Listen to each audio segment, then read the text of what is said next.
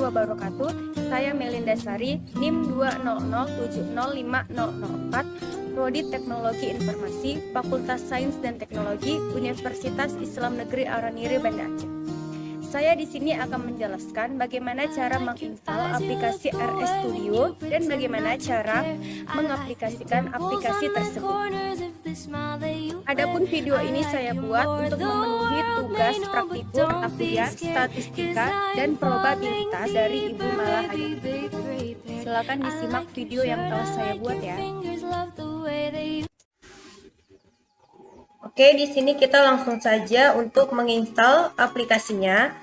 Karena linknya sudah saya simpan di dalam WhatsApp, maka saya akan membuka WhatsApp terlebih dahulu.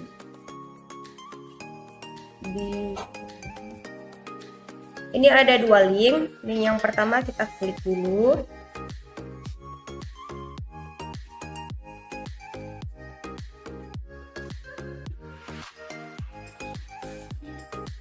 Kemudian kita tinggal scroll ke bawah.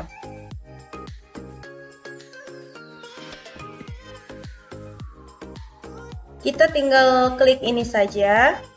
Nah, ini prosesnya sudah berjalan. Kemudian kita tinggal klik link yang kedua. Kita tinggal klik nih. Nah, ini juga sudah berjalan. Kita tinggal menunggu sampai proses mendownloadnya ini selesai. Kita tunggu saja sampai selesai ya. Jika jaringan kita bagus, maka ini prosesnya tidak akan lama. Hanya membutuhkan waktu berapa menit saja.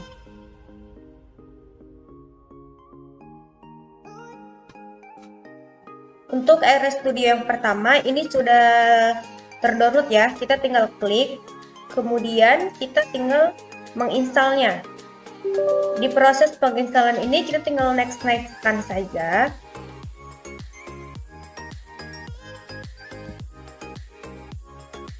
Kita tinggal menunggu sampai proses penginstalingnya itu berhasil.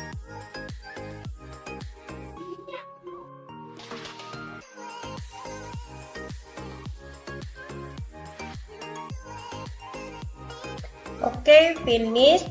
Kemudian yang kedua juga sudah terdownload, maka kita tinggal menginstalnya. Sama seperti sebelumnya, kita tinggal klik next saja ya. Oke. Nah, di sini kita juga tinggal menunggu proses installingnya sampai dia berhasil.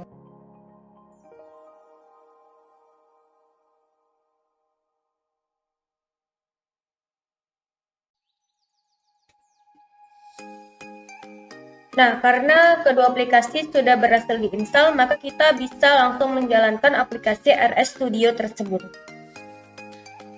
Oke, mari kita jalankan aplikasinya. Kita langsung saja buka aplikasi RS Studio-nya.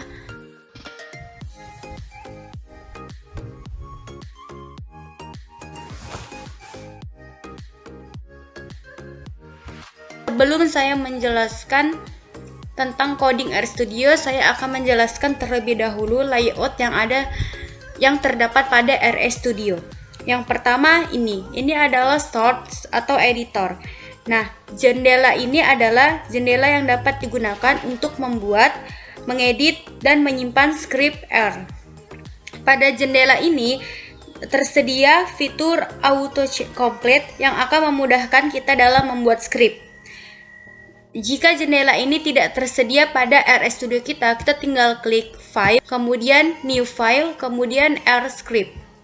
Nanti dia akan langsung muncul seperti ini. Kemudian yang di bawah ini adalah console. Ini adalah jendela tempat di mana kita membuat command dari script R yang dibuat. Script tersebut dapat kita jalankan dari source atau editor Windows maupun dengan langsung mengetikkan script pada jendelanya. Jendela ini akan menampilkan output dari setiap satu proses atau baris yang akan dijalankan. Kemudian ini ada Environment History Connection. Tab Environment ini dia akan menampilkan daftar data dan nilai yang sedang aktif tersimpan di dalam RAM seperti ini. Kemudian ada juga history. History ini akan menampilkan daftar yang sudah kita buat. Kemudian ada connection. Connection ini dia tab khusus yang berkaitan dengan koneksi database seperti MySQL, PostgreSQL, Spark, dan lain-lain. Kemudian di bawah sini ada jendela tambahan. Jadi jendela ini merupakan fitur tambahan yang bermanfaat dalam manajemen file, menampilkan output berupa plot, informasi dan bantuan dalam penulisan skrip dan web viewer. Khusus pada TPKex, kita dapat melihat daftar library R yang telah terinstall pada laptop kita. Apabila kita ingin menampilkan library baru, cukup dengan menekan tombol install. Kemudian mengetikkan nama dari library yang ingin diinstal. Demikianlah penjelasan dari layout aplikasi RS Studio. Masing-masing jendela memiliki fungsi yang berbeda-beda. Dengan mengetahui fungsi dan penggunaannya, maka proses coding menggunakan R akan menjadi jauh lebih mudah dan praktis. Selain itu, RS Studio juga menyediakan fitur manajemen project yang dapat membantu kita untuk menyusun skrip dengan rapi dan dapat diakses dari laptop manapun, khususnya ketika sedang mengerjakan suatu proyek pengolahan data yang cukup kompleks dan membutuhkan waktu yang cukup lama. Untuk pembahasan selanjutnya, saya akan membahas tentang bagaimana cara menggunakan RS Studio. Jika di dalam NetBeans biasa kita menggunakan titik koma untuk di belakang setiap codingnya, maka kalau di sini kita hanya menggunakan tanda petik 2, misal hello world. Kita tinggal buat tanda petik 2-nya, kemudian hello world. Nah, dia akan langsung memunculkan hello world. Kemudian untuk misal kita mau buat nama nih, berarti tinggal nama.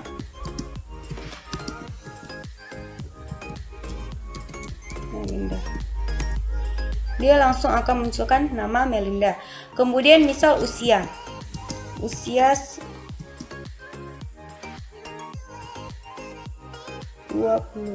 usia misal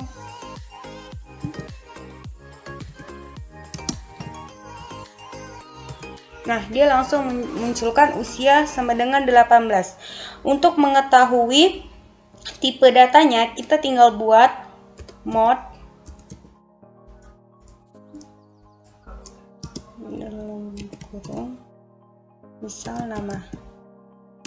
Nah, dia langsung memunculkan bahwa nama ini tipe datanya karakter. Misal untuk usia, berarti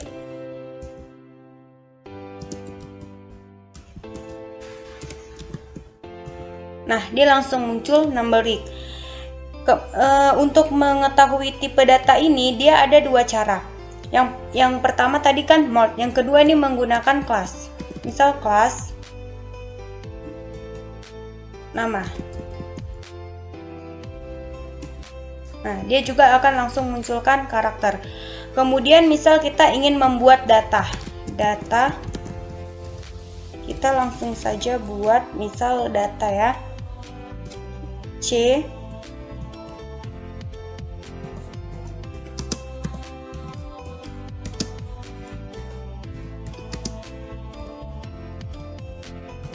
dia akan langsung memunculkan datanya 10, 100, 50, 40. Kemudian kita beri nama misal data angka sama dengan C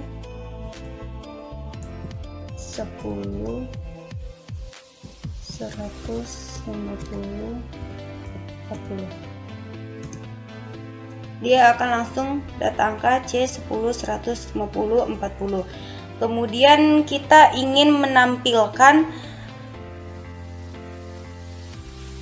misal kita ingin menampilkan seluruh data ini tapi kecuali data yang ketiga misal. Berarti kita langsung buat data angka min 3. Ini adalah fungsi untuk pengecualian data.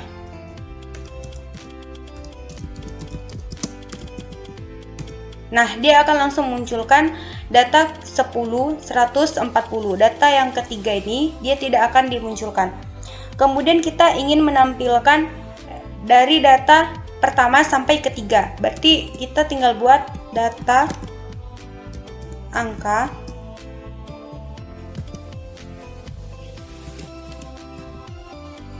ini adalah fungsi untuk data sampai. Nah, dia akan langsung menampilkan 10, 150. Data yang keempat ini tidak akan ditampilkan. Kemudian kita ingin menampilkan data pertama dan data keempat saja. Maka kita menggunakan fungsi data C 1, 4.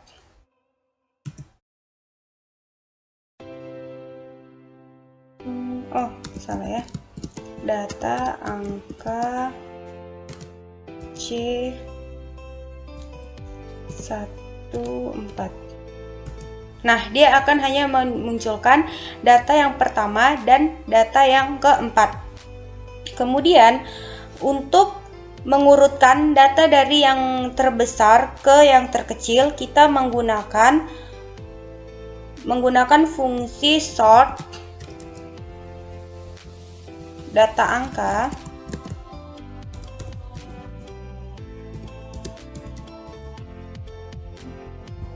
/true. Secara otomatis dia akan menampilkan data dari yang terbesar hingga yang terkecil. Untuk menampilkan data yang terkecil hingga yang terbesar, kita menggunakan sort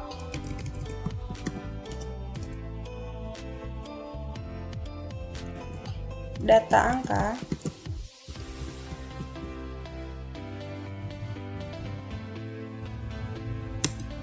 Nah, dia akan menampilkan data dari yang terkecil hingga yang terbesar. Untuk mengetahui panjang datanya, kita tinggal buat dengan length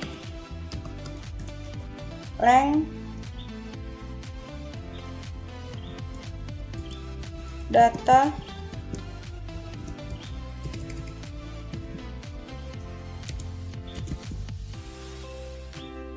ini ada typo ya. Length data angka. Ini untuk mengetahui panjang datanya. Nah, dia langsung otomatis menampilkan 4 panjang datanya. Kemudian untuk penjumlahan vektor, kita tinggal membuat data yang kedua. Data angka 2 nih misal. Data angka 2. Kemudian tinggal kita buat C misal 1, 2, 4, 8. Kemudian kita ingin menjumlahkan nih data yang pertama dan data yang kedua. Berarti kita tinggal buat data angka tambah data angka 2. Ini adalah fungsi dari penjumlahan vektor. Secara otomatis dia akan menampilkan penjumlahan dari data angka pertama dan data angka kedua. Untuk perkalian juga bisa kita buat, misal data angka dikali data angka 2. Nah, dia akan secara otomatis menampilkan seperti ini. Untuk pembagian juga data angka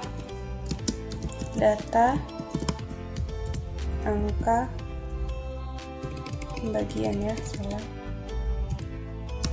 Data angka 2. Dia akan menampilkan data seperti ini.